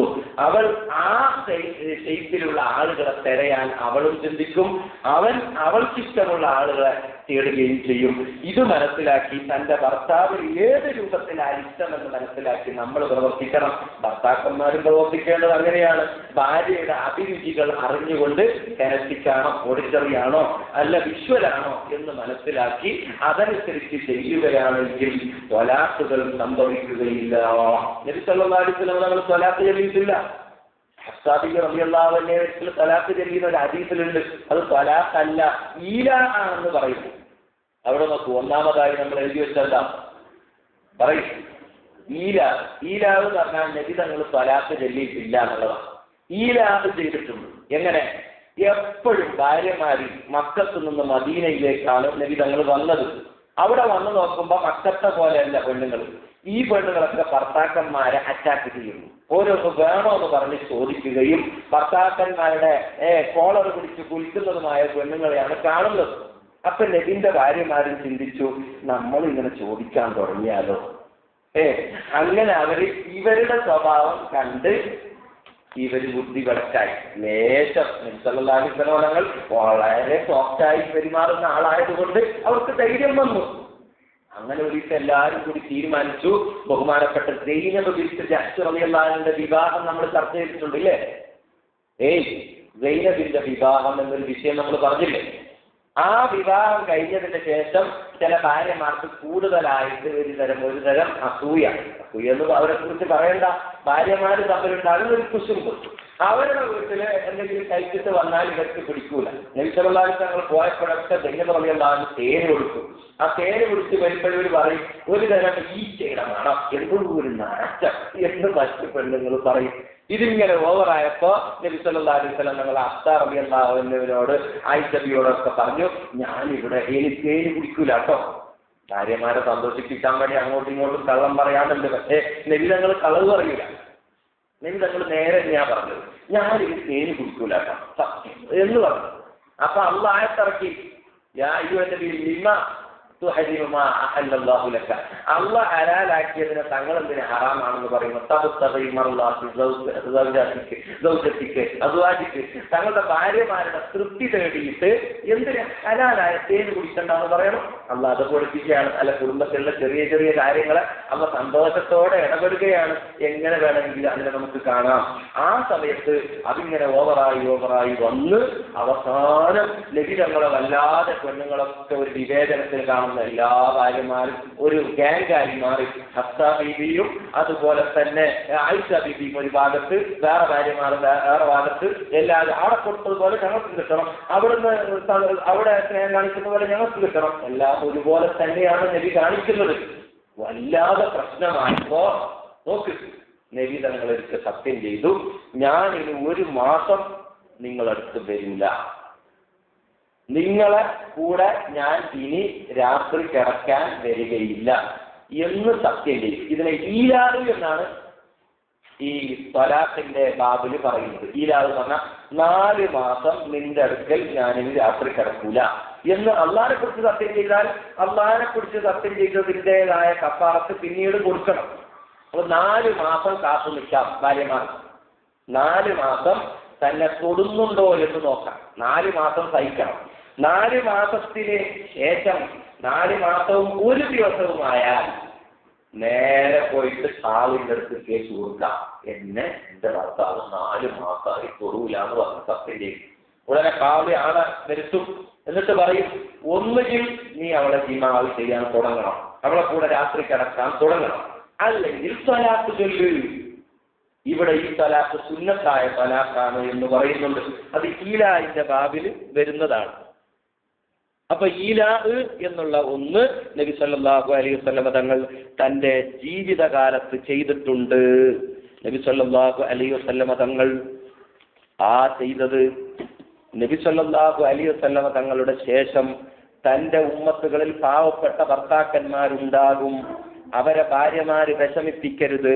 ആ സമയത്ത് അതിനെന്തെങ്കിലും വഴികൾ ഉണ്ടാകണമെന്നുള്ള മസല ഉണ്ടാകാൻ വേണ്ടിയാണ്. ഒരു ഭാര്യയെ ഭർത്താവ് പൊരുത്തപ്പെട്ടു കൊടുത്താൽ, അഥവാ നിങ്ങൾ എനിക്ക് ചെലവ് തരണ്ട, നിങ്ങൾ പാവപ്പെട്ടയാളാണ് എന്ന് പൊരുത്തപ്പെട്ടു കൊടുത്താൽ, അയാൾക്ക് ചെലവ് കൊടുക്കാൻ കഴിയാത്ത ആ ഒരവസ്ഥ ഉണ്ടെങ്കിൽ മാത്രം ആ ചെലവ് കൊടുക്കാത്തതിന്റെ പേരിൽ അള്ളാഹുവിന്റെ കോടതിയിൽ ശിക്ഷയുണ്ടാവുകയില്ല. അത് മാപ്പ് ചെയ്ത ആ മഹാമനസ്കതയുള്ള പെണ്ണിന് അള്ളാഹു വലിയ കൂലി കൊടുക്കുകയും ചെയ്യും. ചെലവ് അള്ളാഹുവിന്റെ റസൂലിന് കൊടുക്കാൻ കഴിയാഞ്ഞിട്ടല്ല, അള്ളാഹുവിന്റെ ഹബീബിന് എത്രയും കിട്ടും, പക്ഷേ ദുനിയാവ് വേണ്ട. തന്റെ മകളുടെ കഴുത്തിലൊരു മാല, സ്വർണത്തിന്റെ മാല പോലും ഉണ്ടാകരുത്. തന്റെ മകളുടെ കയ്യിൽ ഒരു പൊന്നിന്റെ വള കണ്ടപ്പോൾ എതിർത്ത പ്രവാചകരാണ്. ദുനിയാവ് വേണ്ട, തുച്ഛമായ ദുനിയാവിൽ കുറച്ച് സഹിക്കണമെന്ന് ചിന്തിച്ച ഹബീബിനെ മനസ്സിലാക്കാൻ പറ്റുന്ന ഭാര്യമാര് മാത്രമേ കൂടെ നിൽക്കാൻ പാടുള്ളൂ എന്നുള്ളത് പഠിപ്പിക്കാൻ വേണ്ടി നബി സല്ലല്ലാഹു അലൈഹി വസല്ലം തങ്ങൾ പറഞ്ഞതാണ്. ഇനി ചെലവ് ഉണ്ടായിട്ടും കൊടുക്കുന്നില്ല. ഇതിന് ചെലവ് കൊടുക്കാൻ കഴിയാനിട്ടാണ് നബി തങ്ങൾ പാഠമാകാൻ വേണ്ടി ഈലാവ് ചെയ്തത്.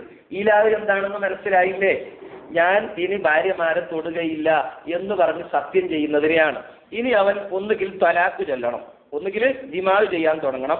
അള്ളാഹിനെ പിടിച്ച് സത്യം ചെയ്തിട്ടുണ്ടെങ്കിൽ ജിമാവ് ചെയ്യലോടുകൂടെ അള്ളാഹു ആണ് സത്യം, നിന്നെ ഞാൻ ജിമാവ് ചെയ്യുകയില്ല എന്ന് പറഞ്ഞതിനെ മാറ്റി ജിമാവ് ചെയ്താൽ സത്യത്തിന്റെ കഫാറത്ത് കൊടുക്കണം. ഒരാൾ സത്യം ചെയ്താൽ 3 ദിവസം തുടർച്ചയായി നോമ്പ് നോക്കണമെന്നാണ് അതിന്റെ കഫാറത്ത്. അത് ചെയ്യണം. അല്ല എങ്കിൽ തലാഖ് ചൊല്ലണം. അതാണ് മസല. ഇനി ഒരു ഭർത്താവിനെ ചെലവ് കൊടുക്കാൻ കഴിയും.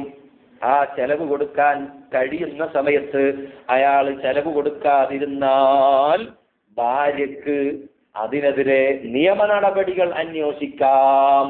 പരിശുദ്ധ ഇസ്ലാം പറയുന്നു, ഒരു പെണ്ണിന് കിട്ടേണ്ടതായ സാധാരണ ചെലവ്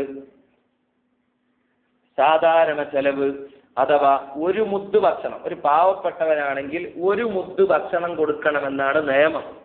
ചെലവ് കൊടുക്കേണ്ടത് സാധാരണ ഒരു തന്റെ കൂടെ എല്ലാ സുഖവും എടുക്കാൻ വേണ്ടി സഹായിക്കുന്ന ഒരു പെണ്ണിന്, അതായത് പിണങ്ങാത്ത, താൻ പറയുന്നിടത്ത് തന്നെ ഇരിക്കുന്ന, വീട്ടിൽ നിന്ന് പുറത്തു പോകാത്ത, അതുപോലെ തന്നെ തന്റെ കൂടെ ജിമാവ് ചെയ്യാൻ സമ്മതിക്കുന്ന ഒരു ഭാര്യക്ക്, അവൾ ഗർഭിണിയുള്ള ആ പെണ്ണാണെങ്കിൽ അവളെ തലാഖ് ചൊല്ലിയിട്ട് ഗർഭം അവൾ പ്രസവിക്കുന്നത് വരെയാണെങ്കിലും അവളെ 2 തലാഖ് ചൊല്ലിയിട്ട് അവൾ ആ നിലക്ക് തിരിച്ചെടുക്കാത്ത അവസ്ഥയിലാണെങ്കിൽ പോലും ഭാര്യ.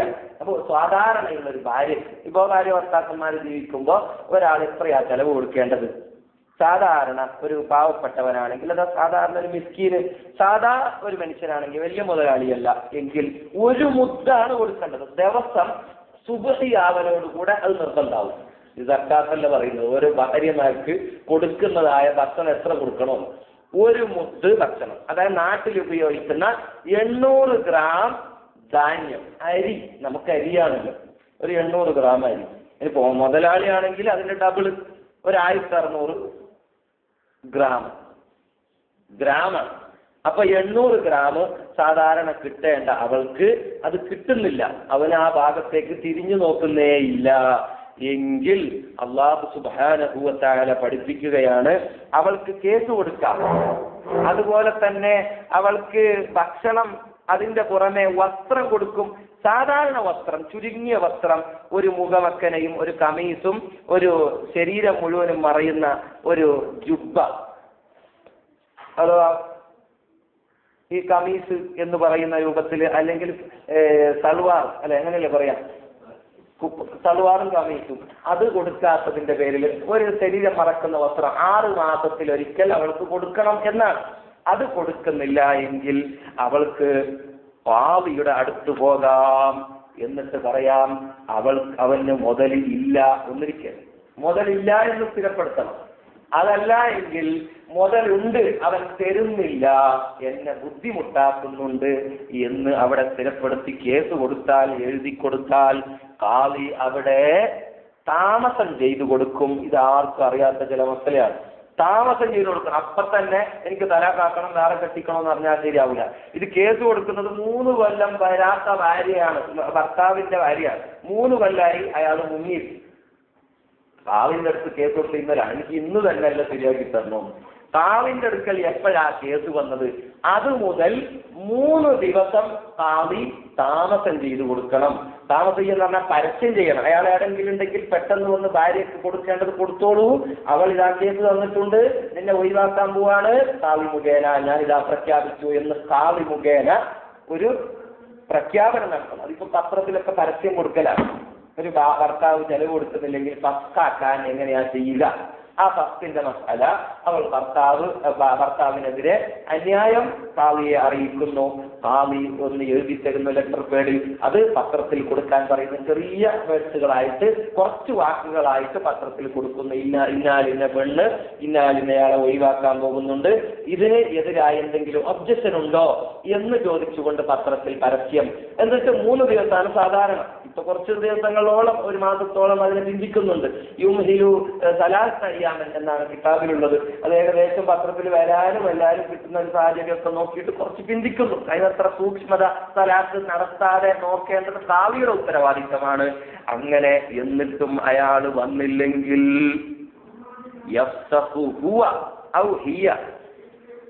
ഷറഈന്റെ കിതാബിൽ കാണാം, ഒന്നിരിക്കൽ ഖാദി നിന്റെ നിക്കാഹിനെ നിന്റെ തലാഖിനെ അവനിൽ നിന്ന് ഞാൻ ചൊല്ലി എന്ന് ഖാദി പറയണം. നിന്നെ ഞാൻ അവനിൽ നിന്ന് ഒഴിവാക്കി എന്ന് ഖാദി വായിൽ പറയണം.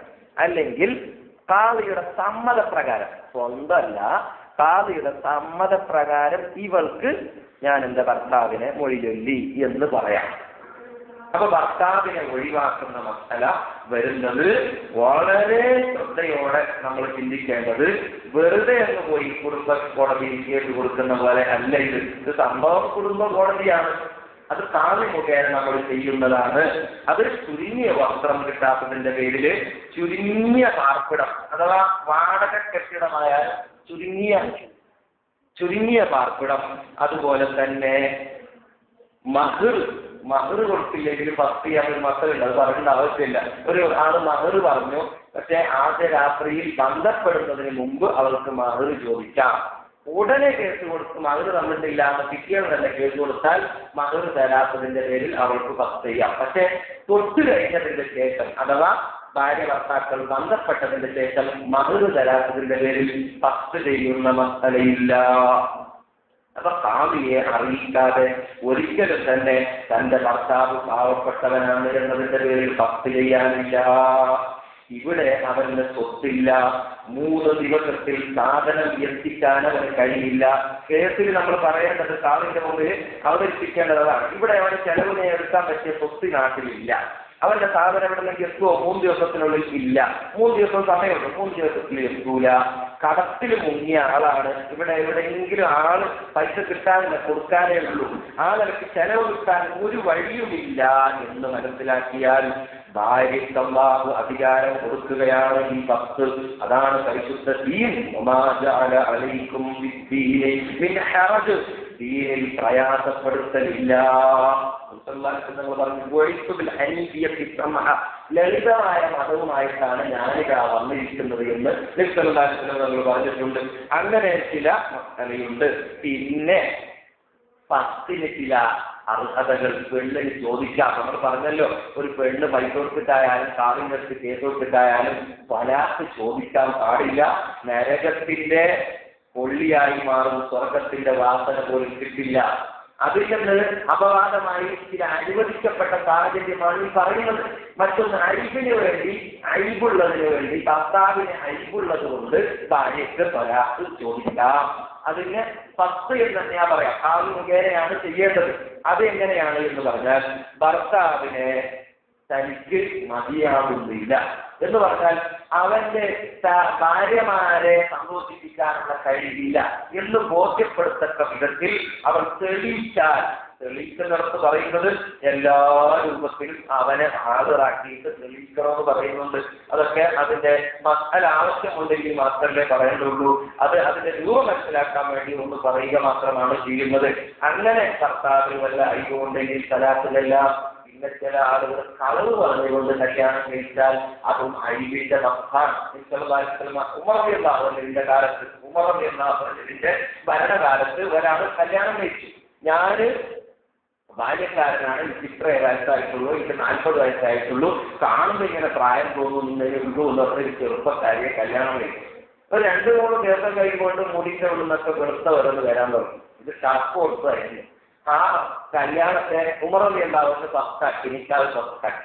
അങ്ങനെ ചില ചതിയന്മാരുടെ നിക്കാനെ പക്കാക്കാൻ ഭാവിയെ കാണുന്നതിന് വിരോധമില്ല. അത് ഭർത്താവിനെ അനുസരിക്കാത്ത പെണ്ണിന്റെ കൂട്ടത്തിൽ അത് പെടുകയില്ല. മറ്റൊന്ന്, ഈ നിലക്ക് ഒരു പെണ്ണ് അള്ളാഹുവിന്റെ ദീനനുസരിച്ചുകൊണ്ട് ചലിച്ചുകൊണ്ട് ജീവിക്കുന്ന ഒരു പെണ്ണ്, ആ പെണ്ണിനോട് ഭർത്താവ് ഇങ്ങോട്ട് ദേഷ്യപ്പെട്ടുകൊണ്ട് ത്വലാഖ് ചൊല്ലുകയാണെങ്കിൽ ആ ത്വലാഖ് സംഭവിക്കുന്ന വാക്കുകളിൽ പ്രത്യേകം ശ്രദ്ധിക്കണം. ഒരാളുകൾ ഫോൺ ചെയ്തുകൊണ്ട് അതുപോലെ തന്നെ മക്കളെ ചോദിക്കാറുണ്ട്, എങ്ങനെ ഒരാൾ ത്വലാഖ് ചൊല്ലിയിട്ടുണ്ട്. ത്വലാഖ് ചൊല്ലി എന്ന് പറഞ്ഞാൽ അത് സ്വരീഹായ വാക്കാണ്. ഇസ്ലാമിൽ ത്വലാഖ് ചൊല്ലി, മൊഴി ചൊല്ലി, നിന്നെ ഒഴിവാക്കി ഈ 3 വാക്കുകളാണ് ശരിയായ ത്വലാഖിന്റെ വാക്കുകൾ. അത് ഒരാള് കള്ളു കുടിച്ചിട്ട് പറഞ്ഞാലും ദേഷ്യപ്പെട്ട് പറഞ്ഞാലും ആ ത്വലാഖ് വാക്കിയാകും. നിർബന്ധിച്ചുകൊണ്ട് കത്തി കാണിച്ചുകൊണ്ട് പറഞ്ഞാൽ ത്വലാഖ് വാക്കിയാവില്ല. അതൊന്ന് വേറെ. ഉറങ്ങിയിട്ട് വർക്കില് എന്തോ ഇങ്ങനെ സ്വപ്നം കണ്ടിട്ട് ഇങ്ങനെ വർക്കിൽ പറഞ്ഞാൽ ത്വലാഖാവൂല. ബോധത്തോടെ ഒരാള് ദേഷ്യപ്പെട്ടിട്ടാണെങ്കിലും ത്വലാഖ് ചൊല്ലിയാൽ ത്വലാഖ് സംഭവിക്കും. ദേഷ്യപ്പെട്ടിട്ടാണെങ്കിലും എന്ന് ഞാൻ പറഞ്ഞത് ഒരാൾക്ക് സംശയം ഉണ്ടാകാറുണ്ട്. ദേഷ്യപ്പെട്ടപ്പോ ബോധത്തോടെ അല്ലല്ലോ ത്വലാഖ് ചൊല്ലിയിടും. ആരെങ്കിലും ബോധത്തോടെ നല്ല സ്നേഹരതിയായ ഭാര്യയെ ത്വലാഖ് ചൊല്ലുമോ? അപ്പൊ ത്വലാഖ് സംഭവിക്കുന്നതിന്റെ ദേഷ്യം വന്നപ്പോഴാണ്. അപ്പൊ ആ ദേഷ്യപ്പെട്ടുകൊണ്ട് ത്വലാഖ് ചൊല്ലിയാൽ അവിടെ നോക്കുക, വാക്കിലേക്കാണ്. ത്വലാഖിന് സ്വരീഹായ വാക്കുകൾ ഇസ്ലാമിൽ പഠിപ്പിക്കുന്നുണ്ട്. ത്വലാഖ്, സറാഖ്, സിറാഖ്, പിന്നെ ഹിറാഖ്, ഈ 3 വാക്കുകളാണ് ഖുർആനിൽ പറഞ്ഞിട്ടുള്ളത്. ഈ 3 വാക്കിന്റെ നേരെ പരിഭാഷ പറഞ്ഞാൽ അത് നിയ്യത്തില്ലെങ്കിലും ത്വലാഖ് വാക്യാണ്. നിന്നെ ഞാൻ ത്വലാഖ് ചൊല്ലി എന്നിങ്ങനെ പറഞ്ഞു. ത്വലാഖ് നിയ്യത്തും വേണമെന്നില്ല. കളി തമാശയായി പറഞ്ഞാലും ത്വലാഖ്. എന്തുകൊണ്ട് ഇത്ര ഗൗരവമാക്കി? അത് കളിക്കേണ്ട വാക്കല്ല. അള്ളാഹുവിന്റെ അടുക്കൽ വലിയ ഉടമ്പടിയാണ്. ഹദീസിൽ കാണാം, ഉടമ്പടികളുടെ കൂട്ടത്തിൽ പാലിക്കപ്പെടാൻ ഏറ്റവും പറ്റിയ ഉടമ്പടി നിക്കാഹാണ്. ഉടമ്പടി പാലിക്കാത്തവർ മുനാഫിഖാണ്. ഉടമ്പടിയെ നിസ്സാരമായി, ചില്ലിയായി, കളി തമാശയായി കാണുന്നവർ മുനാഫിഖാണ്. ത്വലാഖ് കൊണ്ട് കളിക്കുന്നവർ ഒന്നുകിൽ വിവരമില്ലാത്ത ആളാണ്, അല്ലെങ്കിൽ മുനാഫിഖാണ്. ദീനിൽ വിശ്വാസമില്ലാത്തവനാണ്, അള്ളാഹുവിനെ അറിയാത്തവനാണ്, അള്ളാഹിൽ വിശ്വാസമില്ലാത്ത പടും കാഫിറാണ് ഉള്ളിൽ. അതാണ് മുനാഫിഖ് എന്ന് പറഞ്ഞാൽ, ഉള്ളിൽ വിശ്വാസം ഇല്ലാതല്ലേ അവനെ ഈ പണി ചെയ്യുകയുള്ളൂ. അപ്പൊ സിറാഖ് 3 വാക്കാണ് ശരിയായ വാക്ക്. സിറാഖ്, ത്വലാഖ്. സിറാഖ് എന്ന് പറഞ്ഞാൽ ഒഴിവാക്കൽ, സിറാഖ് എന്ന് പറഞ്ഞാൽ അഴിച്ചുവിടൽ. നിന്നെ ഞാൻ അഴിച്ചു എന്ന് പറയും. ത്വലാഖ് എന്ന് പറഞ്ഞാൽ നിന്നെ ഞാൻ മൊഴി ചൊല്ലി, നിന്നെ ഞാൻ ഒഴിവാക്കി. ഈ അർത്ഥത്തിലുള്ളതായ 3 വാക്ക്. പഴയ കാലത്തൊക്കെ മൊഴി ചൊല്ലുക എന്നതാണ് പറയാറുള്ളത്. മൊഴി ചൊല്ലി എന്നാണ് പറയാറുള്ളത്. ഈ കൊല്ലാണി മലയാളം പ്രകാരം മൊഴി ചൊല്ലി, വചനം ചൊല്ലി, ജ്ഞാനം ചൊല്ലി എന്നൊക്കെ പഴയ കാലത്തുണ്ടായിരുന്നു. ഇതൊക്കെ സ്വരീഹായ ത്വലാഖിന് കെയ്മത്തായ വാക്കുകളാണ്. ഇപ്പൊ നമ്മളുടെ ഇടയിൽ ഫേമസായത് മൊഴി ചൊല്ലി, നിന്നെ ഞാൻ ത്വലാഖ് ചൊല്ലി, ഇതൊക്കെയാണ്. ഒരാൾ പഠിപ്പിക്കാൻ വേണ്ടി ഞാൻ എന്റെ തലാഖ് ചൊല്ലി എന്ന് പറഞ്ഞാൽ ഭാര്യയുടെ തലാഖ് പോകില്ല. ഈ പഠിപ്പിക്കാൻ വേണ്ടിയാണ് ഇപ്പൊ ഞാൻ ചൊല്ലുന്നത്. അതുപോലുള്ള വാക്കുകൾ കൊണ്ട് പോകില്ല. നേരിട്ട് ഭർത്താവ് ഭാര്യയോട് നിന്നെ 3 തലാഖും ചൊല്ലി എന്ന് ഭർത്താവ് ചൊല്ലിയാൽ ഞാൻ എന്ന് പറയണം എന്ന് പോലുമില്ല. തലാഖിനുള്ളത് 4 ഭാഗങ്ങളാണ്. ഒന്ന്, ഭർത്താവ് വേണം ചൊല്ലുന്നത് ഭർത്താവായിരിക്കണം. മറ്റൊന്ന് സ്വലാത്ത് സംഭവിക്കുന്ന സ്വരീഹായ വാക്കായിരിക്കണം. അവിടെ നീയത്തും വേണ്ട. സ്വരീഹായ വാക്കല്ല, ഗുഡ് ബൈ, നീ പോ നിന്റെ വീട്ടിലേക്ക്, നീ പോയി ഇതുപോലുള്ള വ്യംഗ്യമായ വാക്കാണെങ്കിൽ കിനായത്ത് എന്ന് പറയും. സ്വരീഹായ വാക്കല്ല, സൂചിപ്പിക്കുന്ന വേറെ അതിലേക്ക് തോത്ത് വെക്കുന്ന വാക്കുകൾ കിനായത്ത് എന്ന് പറയാം. ഇതിന് നീയത്ത് വേണം.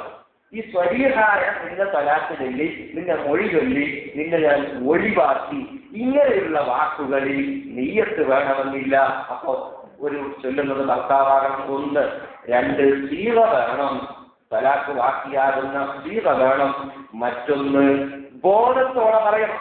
ഉറക്കിലോ ഭ്രാന്തനായ സമയത്തോ കൊച്ചുകുട്ടിയായ ഭർത്താവോ പറയാൻ പാടില്ല. കൊച്ചുകുട്ടികളെ കല്യാണം കഴിപ്പിച്ചു കൊടുക്കലുണ്ടായിരുന്നു പണ്ട്.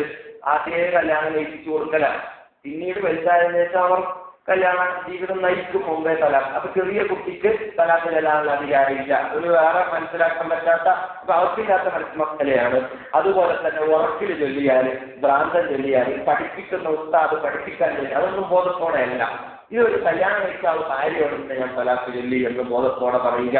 പിന്നെ ചൊല്ലുന്ന ഭാര്യയും ഉണ്ടാകണം. മഹല്ലും തലാഖ് ആരെയാണ് ചൊല്ലുന്നത്, അങ്ങനെ ഒരു സംഭവം ഉണ്ടാകണം. ഭാര്യ ഇല്ലാത്തവർ തലാഖ് ചെയ്യാൻ പിന്നീട് കല്യാണം കഴിക്കുന്ന ഭാര്യയെ തലാഖാകുന്നത് ആരെങ്കിലും പറയാൻ പറ്റുമോ? ഇല്ല. കല്യാണം കഴിക്കുന്നതിന് മുമ്പ് തലാഖില്ല. അപ്പൊ ഭാര്യ ഉള്ളിടത്താണ് തലാഖ് എന്നല്ലാതെ ഞാൻ തലാഖ് ചൊല്ലി എന്ന് പറയേണ്ടത് പോലുമില്ല. പൊതുവെ നമ്മൾ ദേഷ്യം വരുമ്പോ പറയാനുള്ളത് നിന്നെ തലാഖ് ചൊല്ലി ഒരു തലാഖോ, നിന്നെ തലാഖ് ചൊല്ലി എന്ന് പറഞ്ഞാൽ ഒരു തലാഖ്, നിന്നെ ഞാൻ തലാഖ് ചൊല്ലി എന്ന് പറഞ്ഞ മനസ്സിൽ 2 എന്ന് കരുതി എന്നാൽ 2 തലാഖാണ്. ഒരാൾ പറഞ്ഞു നിന്നെ ഞാൻ തലാഖ് ചൊല്ലി, 3 മനസ്സിൽ കരുതി, 3 തലാഖും പോയി. ഒന്നും കരുതിയില്ല, നിന്നെ ഞാൻ തലാഖ് ചൊല്ലി, 1 ആവുകയുള്ളൂ. അങ്ങനെയാണ് അതിന്റെ മക്കള. ഇനി ഒരാൾ നിന്നെ ഞാൻ ഒരു തലാഖ് ചൊല്ലി, ഞാൻ നിന്നെ പിന്നെയും ഒരു തലാഖ് ചൊല്ലി, ഞാൻ പിന്നെയും ഒരു തലാഖ് ചൊല്ലി, 3 തലാഖായി. അങ്ങനെ വേറെ ചൊല്ലണമെന്നില്ല. ഒരാളിങ്ങനെ പറഞ്ഞു നിന്നെ 3 തലാഖും ചൊല്ലി, അതും തലാഖ് ആകും. ഇനി നീ തലാഖ് ചൊല്ലപ്പെട്ടവളാണ്, നിന്റെ തലാഖിന് നിന്റെ നിക്കാഹിനെ കൊന്നുകളഞ്ഞു എന്ന് പറഞ്ഞു. അതും സ്വരീഹായ വാക്കുകളിൽ പെടുന്നുണ്ട്. ഡൈവോഴ്സ് ചെയ്തു എന്നാണ് ഇംഗ്ലീഷിൽ. ഡൈവോഴ്സ് ചെയ്യാന്ന് പറഞ്ഞാൽ ഫേമസായ വാക്കാണ്. തലാഖ് എന്നതിന്റെ നേരെ അർത്ഥം തന്നെയാണ് ഒഴിവാക്കി എന്നതാണ് ഡൈവോഴ്സ്. അത് സ്വരീഹായ വാക്കാണ്. ഇംഗ്ലീഷിൽ പറഞ്ഞു എന്ന് പറഞ്ഞു. അപ്പൊ അത് തലാഖിന്റെ സ്വരീഹായ വാക്കാണ്. ആ നിലക്ക് ഒരാള് തലാഖ് ചൊല്ലിക്കഴിഞ്ഞാൽ അത് ചൊല്ലിയവൻ തലാഖ് എന്ന് പറയാൻ പറ്റാത്ത ഒരാളാണ്. നാടന്മാർക്ക് ത്വാ എന്ന് പറയാൻ പറ്റില്ല. തലാഖിന് ത്വാ അല്ലേ ഉള്ളത്, അത് പറഞ്ഞില്ല. തലാഖ് പറഞ്ഞു, തലാഖ് എന്നാലും തലാഖാവും. കാരണം എന്താ, ഓന്റെ മനസ്സിൽ ഫേമസായ വാക്കാണുള്ളത്. ഇങ്ങനെ മൊഴി ചൊല്ലുക എന്നതിന് പറ്റിയ വാക്കാണുള്ളത്. അതുകൊണ്ട് ആയിപ്പോയാലും തലാഖാവും. ഇനൊരു ഉസ്താദാണ് ചൊല്ലുന്നതെങ്കിൽ അത് തലാഖാവില്ല. കാരണം എന്താ, അയാൾക്ക് അറിയാം ത്വാ ആണ് പറയേണ്ടത് എന്ന്. ഏതുപോലെ നിക്കാഹിന്റെ സമയത്ത് ഉദപ്പിച്ചുക്ക എന്ന് പറയുന്നിടത്ത് ദൗബചുക്ക വാർക്ക എന്നൊക്കെ പറഞ്ഞു കൊടുക്കാം. ഇയാൾക്ക് നാവ് പറയുന്നില്ല, ജപ്പചുക്ക എന്ന് പറയും. എന്നാലും ശരിയാകുന്നാണ് മസാല. കാരണം എന്താ, അത് ഫേമസായ നിക്കാഹിന്റെ വാക്കാണ് നിനക്കറിയാലോ. അതുകൊണ്ട് ആ നിലയ്ക്ക് ഒരാൾ തലാഖ് ചൊല്ലിയാൽ തലാഖ് പോയി കേട്ടോ, നീയത്ത് വേണമെന്നില്ല. അങ്ങനെയുള്ള സമയത്ത് അവൾ ഇച്ഛയിരിക്കണം. ഇച്ഛയെക്കുറിച്ച് തലാഖിന്റെ ഇച്ഛ, വഫാത്തിന്റെ ഇച്ഛ ഇൻഷാ അല്ലാഹ് അടുത്ത ക്ലാസ്സിൽ പറയാം. അല്ലെങ്കിൽ ഈ 6 കാര്യങ്ങൾ പൂർത്തിയാവില്ല. അതുകൊണ്ടാണ്. അപ്പോ അതിനുശേഷം ഉള്ളത് സ്വരീഹായ വാക്കല്ലാത്തത് കിനായത്തിന്റെ വാക്കാണ്. ഏതുപോലെ അന്തി അലയ്യ ഹറാം, നീ എനിക്ക് ഹറാമാണ് എന്ന് പറഞ്ഞാൽ അത് തലാഖിന്റെ നേരെ പദമല്ല, നീയത്തുണ്ടെങ്കിലേ പോവുള്ളൂ. ഹറാമാണ് അത് തലാഖിന്റെ വാക്കല്ല, തലാഖിനെ സൂചിപ്പിക്കുന്ന വാക്കാണ്. നെയ്യത്തുണ്ടെങ്കിലേ പോവുള്ളൂ. ഒരാൾ പറഞ്ഞു അന്തക ഉമ്മി, നീ എന്റെ ഉമ്മാനെ പോലെ. ഇത് തലാഖിന്റെ കിനായത്തിന്റെ വാക്കാണ്. അത് നെയ്യത്തുണ്ടെങ്കിലേ തലാഖാവൂ. ഇനി ഒരാൾ പറഞ്ഞു അന്തക്കല്ല നീ ഉമ്മി, നീ എന്റെ ഉമ്മാന്റെ പുറം പോലെയാണ്. അതന്ന് നമ്മൾ പറഞ്ഞിട്ടുണ്ട് ബിഹാറിന്റെ വാക്കാണ്. ലിഹാറിന്റെ വാക്കാണ്. ലിഹാർ എന്ന് പറഞ്ഞാൽ അന്ന് നമ്മൾ പഠിച്ചിട്ടുണ്ട്. ബഹുമാനപ്പെട്ട സൗലത്ത് ബിൻത് സഅലബ നിസ്കരിച്ചുകൊണ്ടിരിക്കുമ്പോ തന്റെ ആവശ്യത്തിന് വേണ്ടി ഭർത്താവ് ഹൗസ് വിളിച്ചു, പോയില്ല, എനിക്ക് നിസ്കരിക്കണം, നിങ്ങൾക്ക് എപ്പോഴും തന്നെ പണി എന്ന് ചോദിച്ചപ്പോ നീ എന്റെ ഉമ്മാന്റെ മുതുക് പോലെയാണ് എന്ന് പറഞ്ഞു. അന്ന് മുതൽ വന്ന മക്കളെയാണ് അങ്ങനെ ഒരാൾ പറഞ്ഞാൽ ആ പറഞ്ഞ ഉടനെ ഒന്നിരിക്കൽ നിന്നെ ഞാൻ തിരിച്ചെടുത്തു എന്ന് പറയണം. ഒന്നിരിക്കൽ തിരിച്ചെടുത്തു എന്ന് പറയണം, അല്ലെങ്കിൽ നിന്റെ തലാഖ് ചൊല്ലി എന്ന് പറയണം. ഇതിനൊന്നും പറഞ്ഞില്ല. ഒരാള് നീ എന്റെ ഉമ്മാന്റെ മുതുക് പോലെ, നോക്ക്, നീ എന്റെ ഉമ്മാന്റെ മുതുക് പോലെ, അല്ലെങ്കിൽ എന്റെ പെങ്ങളുടെ മുതുക് പോലെ, എന്റെ മകളുടെ മുതുക് പോലെ, വിവാഹബന്ധം ഹറാമായവരെ സൂചിപ്പിച്ചുകൊണ്ട് പറഞ്ഞാൽ ഇത് ഹറാമാണ്. ഉടനെ അവൻ തലാഖ് ചൊല്ലിയാൽ അവൻ കഫാറത്ത് കൊടുക്കേണ്ടതില്ല. ഒരൊന്നും ചൊല്ലിയില്ല, അവൻ മണ്ടനാണ്, അങ്ങനെ ചൊല്ലിട്ടോ പോയി, എന്നാ തലാഖ് പോവില്ല. പിന്നെയോ അവർ തമ്മിൽ പിന്നീട് ബന്ധപ്പെടാം. പക്ഷേ ആ മനുഷ്യൻ ഒരടിമയെ മോചിപ്പിക്കണം, ഖുർആൻ പറയുന്നുണ്ട്. അല്ലെങ്കിൽ 2 മാസം തുടർച്ചയായി നോമ്പ് നോക്കണം. കാരണം എന്താ? ഭയങ്കര ലാക്കാണ് പറഞ്ഞത്. അള്ളാഹ് ഹലാലാക്കിയത് പെണ്ണിനെ ഉമ്മാനോട് സൂചിപ്പിച്ചപ്പോ ഉമ്മാനെ